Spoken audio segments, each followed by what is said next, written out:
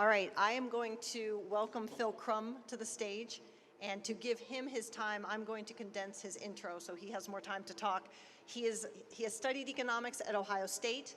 He works with NetJets. He has a phenomenal background in aviation. He shouted out his wife, which we appreciate, called her amazing and supportive, and has amazing pets. Let's hear it for Phil, who's going to speak on the impact of a sellout crowd on shots on goal.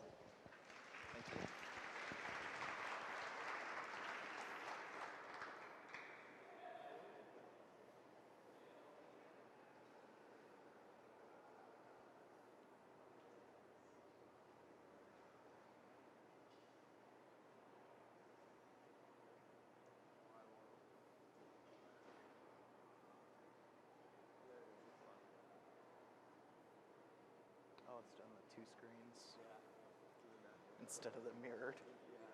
That's annoying. Awesome. All right. So in my last year of undergrad, I did this project using regression analysis to study the effects of a sellout crowd on shots on goal total. My hypothesis was that with a sellout crowd, the home team is going to shoot more and thus win more. We already see that the home team will win about 54% of the games, and I figured with a sellout crowd that would increase because everybody's yelling shoot to the home team, so you know. However, using a bivariate regression analysis, my hypothesis was quickly disproven, and this is what I found. This is my summary statistics. On average, across the games that I studied, which was almost 4,000, the home team's shot on goal average was about 30, rounding here. The away team shots on goal total was about 29, so pretty even split there. With a sellout, the sellouts that occurred was about 34% of the games. And the home team, like I said, won about 54% of the time. This is the standard regression analysis that I used, with the sellout being a dummy variable either equaling 1 or 0 to condense the data down. With running that analysis, what I found out was that the sellout crowd has absolutely no effect on the home team whatsoever. They don't care. You get about almost 0.1 extra goals per game, and it was statistically insignificant. However, what you did get was a very heavy, statistically significant away team shots on goal reduction by almost a goal, which doesn't sound like much, but it equates to about 3%. And it was very heavily statistically significant. It was about double the R-score is what the rest of it was. So, I mean, it was pretty blatantly obvious, staring you in the face.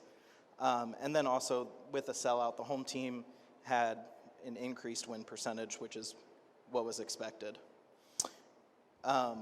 With a sellout, I found that for every shot on goal that the home team made, there was an increase by 0.02% chance that they would win the game, and the inverse by minus 0.0018 for every away team shot on goal.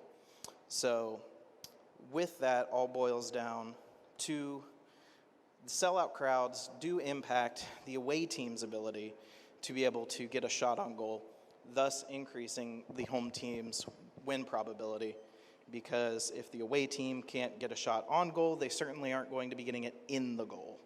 And you can't win without getting shots in the goal.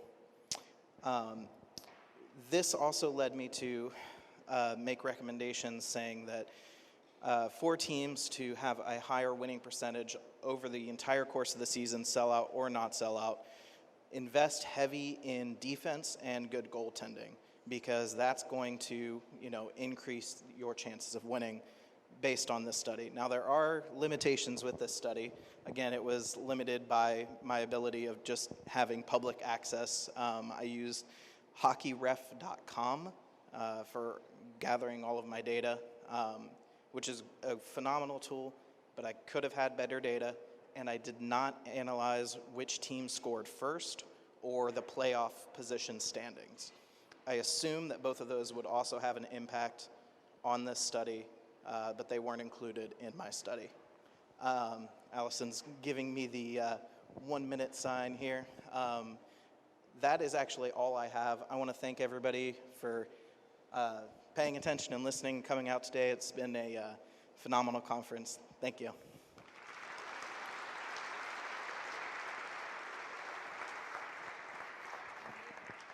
Thank you so much. All right, guys, that's it for us for today. I hope that